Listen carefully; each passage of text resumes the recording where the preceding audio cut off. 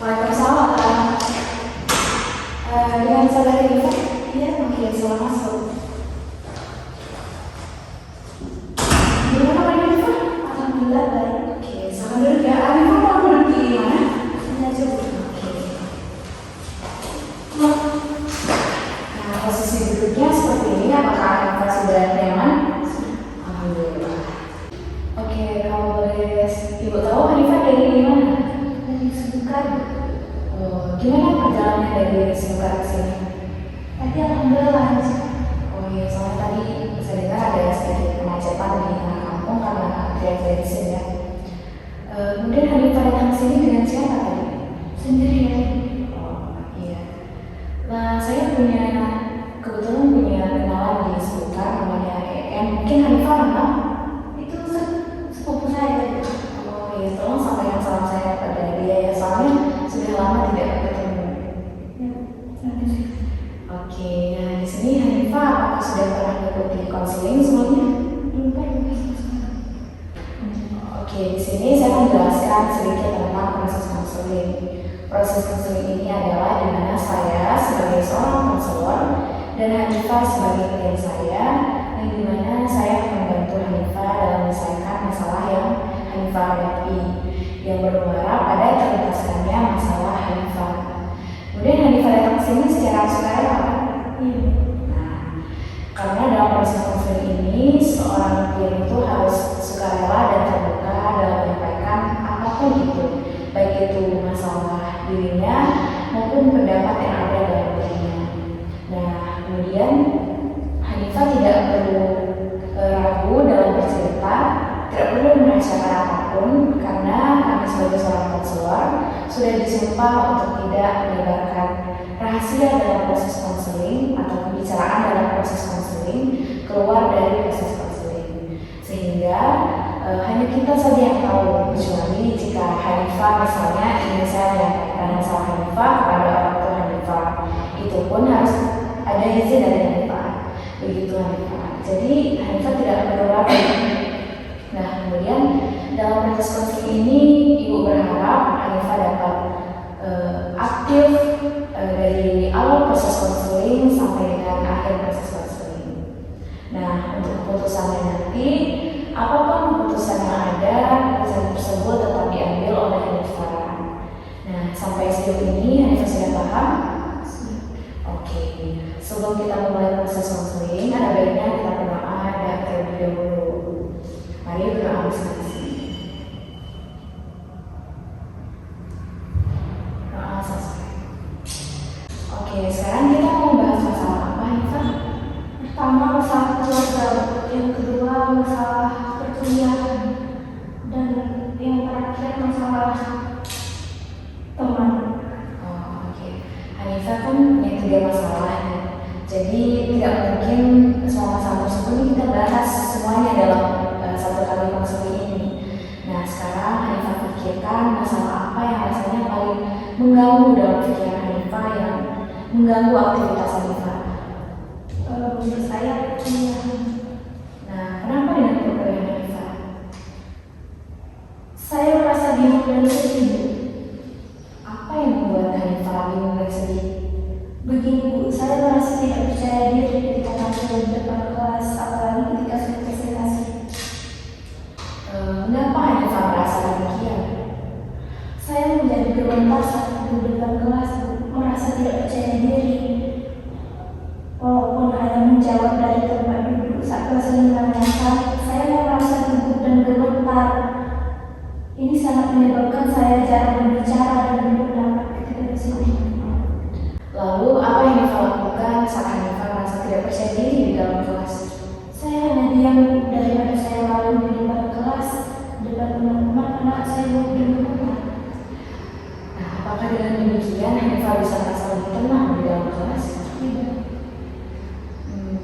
Jadi Hanifah ini merasa bahwa segala sesuatu yang Hanifah kerjakan ini harus sempurna tanpa ada kesalahan. Benar demikian Hanifah? Ya, saya orangnya memang seperti itu. Segala sesuatu yang saya lakukan memang harus sempurna walaupun itu tidak mungkin. Oke, saya mengerti apa yang Hanifah rasakan. Jadi intinya masalah Hanifah ini tentang bagaimana berpresentasi dengan pede ya, dan bagaimana Hanifah bisa menjawab pertanyaan dari dosen tanpa gugup begitu. Hanifah? Ya Bu, saya sangat ingin sekali bisa percaya diri di dalam kelas. Apakah Hanifah sudah berusaha melakukan yang terbaik? Rasanya belum. Nah, bagaimana Hanifah saja belum mencoba, bagaimana Hanifah merasa Hanifah itu tidak bisa. Jadi begini Hanifah, kita itu sebagai manusia tidak ada yang sempurna, tidak akan ada yang bisa sempurna karena kesempurnaan hanya milik Allah Subhanahu wa Ta'ala. Kita sebagai manusia hanya bisa berusaha melakukan apapun yang kita bisa, artinya melakukan yang terbaik semampu kita. Jadi begitu Hanifah. Baik, saya akan berusaha melakukan yang terbaik agar saya percaya diri bisa akan. Nah, oke, selanjutnya apa tindakan Hanifah sebagai pegangan untuk tindak lanjut? Pertama, saya akan meneliti dan belajar dulu tentang materi yang akan saya presentasikan. Kedua, saya akan berpenampilan rapi sehingga saya akan merasa lebih percaya diri di saat presentasi. Dan yang terakhir, saya akan berdoa sebelum presentasi. Oke, bagus. Hanifah sudah tahu apa yang harus Hanifah lakukan. Sekarang, apa kesimpulan Hanifah tentang proses coaching ini dari awal sampai akhir? Dan bagaimana perasaan Hanifah selama melakukan proses konseling? Alhamdulillah, saya merasa lega dan lebih tenang setelah melakukan proses konseling, dan kecemasan dan ketakutan yang saya hadapi kemarin mulai berkurang. Dan juga saya tahu bahwa hal yang harus saya lakukan untuk mengatasi rasa tidak percaya diri. Pada langkah yang saya lakukan tadi ya yang saya sebutkan, pertama itu saya harus belajar terlebih dahulu menguasai materi supaya saat presentasi nanti lebih percaya diri serta berpenampilan menarik. Oke, bagus Hanifah. Ibu dulu juga pernah seperti Hanifah, yang dimana ibu tuh merasa tidak percaya diri, yang membuat ibu tuh sulit sekali berbicara di kelas. Jadi ibu lebih banyak diam, tapi ibu selalu berusaha agar ibu bisa tampil percaya diri seperti yang lainnya. Jadi lama-lamaan ibu kan terus berusaha. Ibu sudah bisa percaya diri dan tidak lagi minder gitu dengan teman-teman yang lain. Jadi begitu Hanifah. Oke, setelah melakukan proses konseling tadi, jadi kesimpulan Hanifah tadi yang pertama adalah Hanifah akan belajar dulu sebelum presentasi. Yang kedua, Hanifah akan berpakaian rapi agar tambah percaya diri. Dan yang ketiga adalah Hanifah akan berdoa. Apakah Hanifah sudah yakin akan melakukan hal tersebut? Ya Bu, saya yakin. Oke, selanjutnya apakah masih ada yang ingin Hanifah sampaikan? Saya rasa tidak, Bu. Saya rasa cukup.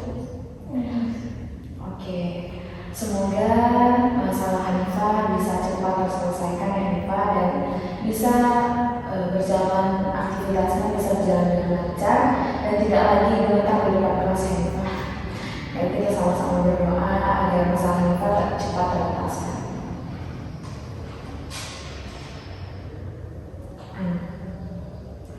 Oke, baik. Apa sudah bisa kita tutup Hanifah? Baik Bu, terima kasih atas waktu yang telah diluangkan kepada saya. Ya, sama-sama Hanifah. Saya juga berterima kasih karena Hanifah sudah mempercayai saya sebagai seorang konselor untuk membantu Hanifah dalam mengatasi masalah. Semoga yang saya katakan tadi, permasalahan Hanifah bisa cepat terlepaskan. Oke, gimana bisa kita akhiri Hanifah? Oke. Oke, terima